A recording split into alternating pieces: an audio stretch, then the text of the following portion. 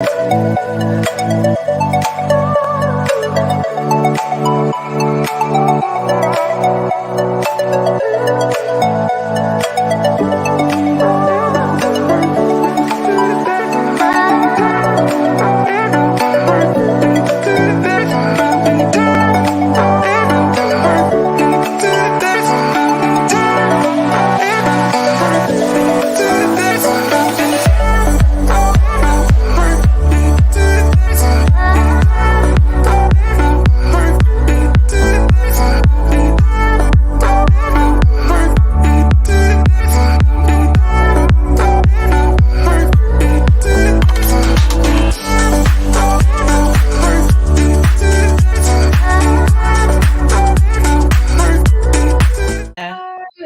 you go.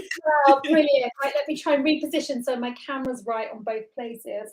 Fantastic. Okay, Yeah, cool. looks good. It looks good. Lovely, So lovely. Good to see you. To those that are joining us over on Facebook and YouTube, we're also streaming over to Instagram over here. So whichever platform rocks your boat, floats your boat, join us on that platform. And I was just saying how it's the 1st of March, Sarah, and it's my birthday month. So the whole of March is all about the people that are born in March to celebrate and have lots of joy this month. So I'm so excited for that.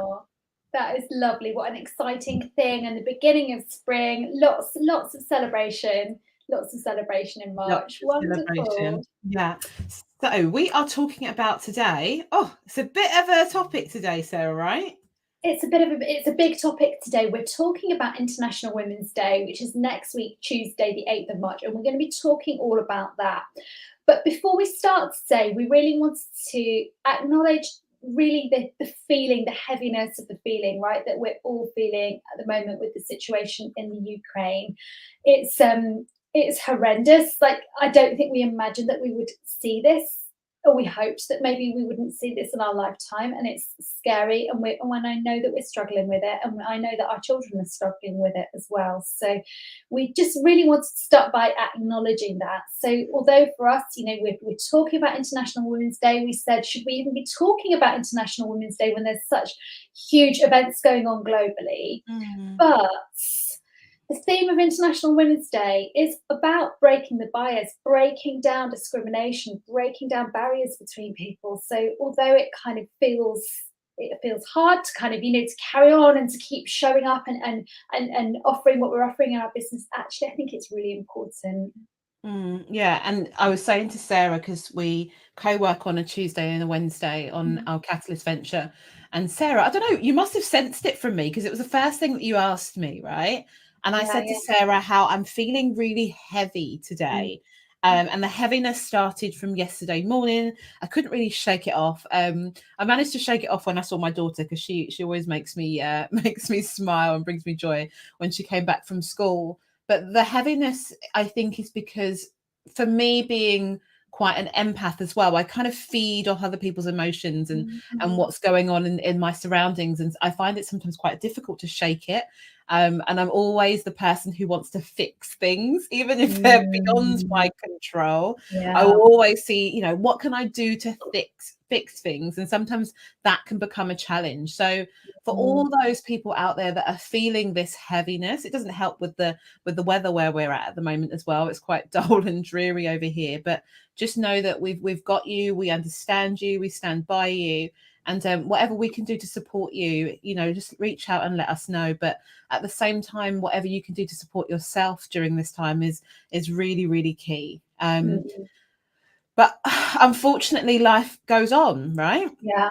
Unfortunately, despite things that are going on, we still have to keep moving on with life. So Sarah and I are really, really pleased to be celebrating International Women's Day this month, this week and next week. And we're really, really going to see how we can make a difference just by doing a small thing. It's just about doing a small thing that we can control, right? Yeah, absolutely. And yeah, I am. I'm really excited. Obviously, in our community, through our coaching, through our training, we do work with men, but we serve women.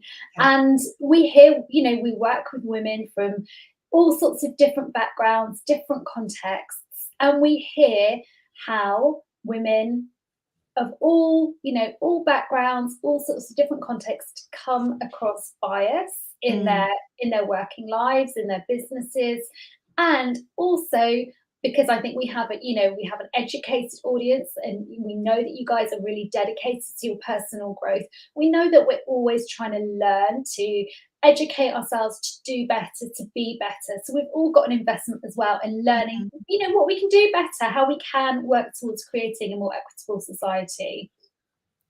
So International Women's Day this year is all about how we can collectively break the bias. And I love that phrase, breaking the bias, because it doesn't, and it's about the collective, and it doesn't have to just be around women this time, right? So this, even though we're celebrating International Women's Day, it's about having a more kind of gender equal world, a more gender equal environment, and how we can kind of just break free of biases and stereotypes and discrimination. So there's a lot here to talk about, a lot. And we are super excited to be hosting a free masterclass on the 8th of March for an hour from 10 to 11, all about what we can do as a society, as a community, to break the bias. Hey, Sam, over on Instagram, thanks for joining. What did we want to talk about, Sarah? I think for this, maybe starting off with what is diverse, right? I think that's something that we were speaking about. What is diverse? That's it. So the sort of the work that's been produced by the International Women's Day and the Lean In circles, the Lean In work. So we're taking this work from their work because we're not experts in this field. We are learning as well. But what they have said is they really want the focus of International Women's Day this year to be on creating a world that is more diverse, more equitable, and more inclusive. So let's start with that word diverse, Rebecca. When you think about diverse, and you guys watching us, please pitch in with your comments and let us know, help us learn as well. What do we mean when we talk about diverse? And I love that you said, like, pitch in, because we don't all know the answers to this. No. But for me, I think diversity, and it's really closely linked to equity as well. Right. But I think for me, it's about having a community, which we all live in. We all live in a community. Hey, Jess, over on Instagram. It's having a community with a range of people, a range of individuals from varying backgrounds, varying demographics, and I'm talking not necessarily also just gender, but race, sexuality, social classes as well. I know we still have a social class system in the country, in the world. And diversity means that you have a collective group of people that are all not the same. They are all different for various different reasons, and also not within their control. That's another thing to think about. My daughter asked me a question the other day, and she said, "Mummy, why are we brown and why is my friend white?" And I said, "Well, we were just made that way." And she said, "But why?" And I said, "Do you know what? I don't know why, but isn't it pretty cool how we can all be different colors of the rainbow and learn about each other?" And she was just asking all sorts of questions, but why? And I said, "Well, God made us this way. That's why he decided."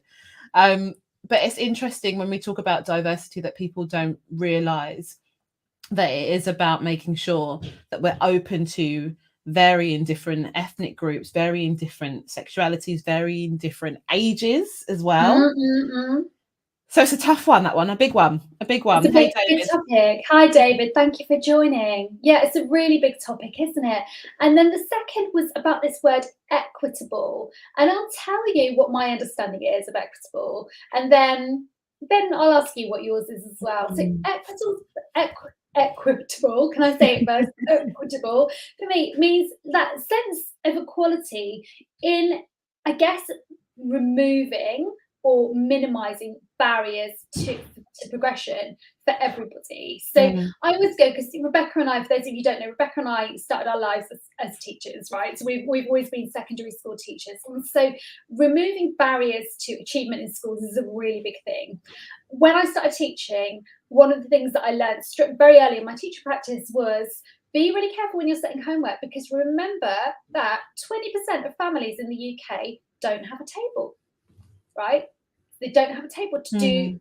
So when you're setting kids homework, you have to remember that kids don't have a table necessarily to work at. Now that is about being equitable. It's about what can we do to remove those barriers so that everybody has a fair chance, everybody has a fair kind of starting point. And for some people that means offering like additional support or looking at how we can remove those barriers. That's my understanding anyway, so that everybody gets a fair start, because we don't all start in the same place. Rebecca, are you in alignment with me, or do you want to add to what I said there? Total alignment. I love the word equity. And do you know what? I'm not embarrassed to say it's a word that I learnt, and I wouldn't say recently, but like late 20s, right? I understood diversity. I understood stereotypes really clearly. And I understood, what else would I say that I understood? I understood bias. But equity was something that I later understood towards kind of just getting ready to kind of leave the classroom. Right. And it's about people having this fair opportunity. Right. And the thing that makes me sad here is that not everyone has a fair opportunity. And it's about how we as a community can ensure that we all have a fair shot. And I know that a lot of local councils and local organisations are trying to make sure that we can ensure that children have a fair shot, with free school meals and other grants that they give to kids, like pupil premium grants and things like that. So I'm really passionate about this one, and I always remember a graphic where you've got a fence and a baseball game or a basketball game. It's really common on Google. If you type in equity over on Google, it'll come up, and you've got 3 kids or 3 individuals, and they are all at the same level but different heights, and they can't see the game. And it's about how we can make it equitable for everyone, by putting everyone on the same pedestal, same height, same opportunity, so that they can receive the same benefits. We've got a crowd over on Instagram. We have, guys. Thank you for joining us. Thanks for that explanation, Rebecca. That really helps for me to kind of clarify that. That's a really lovely image. So it's kind of like we're all starting at the same place. Yeah. We should do. We should do, but we're not. We know we've got we've got incredible problems with inequality just in the UK, haven't we? But we should all be starting from the same place. Okay. And then the third word that they've kind of used, sort of outline, is about being more inclusive. And I know that's something, let's be honest, we're talking about in our community as well. How inclusive are we? How welcome do people feel about coming and joining us on Facebook Live or on Instagram, or coming to our community group, or coming to our membership? How inclusive are we being, and what can we do to be more inclusive so that everybody feels, not just feels involved, but really feels that their differences, that our differences, all the different facets that we have as human beings are celebrated and valued. And that's, I'd say, I mean, I'm going to say, don't think we have any concrete answers there yet, but it's definitely conversations that we are having behind the scene. How can we be more inclusive? Yeah, Sarah and I have really open conversations, because if you haven't noticed, Sarah's white and I'm black, so we have to have these conversations, no matter how awkward sometimes they may be, how uncomfortable they are. And Sarah and I are always saying we need to be comfortable with being uncomfortable and having these conversations. And we talk about the community that we are growing and the type of community that we would love to grow. And it's definitely one of inclusion, just making sure that we have a safe space for all.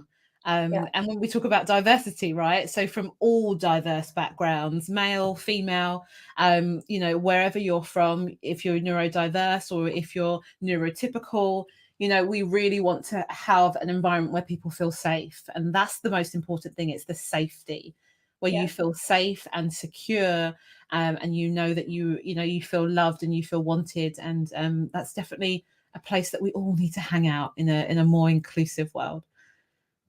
Yeah.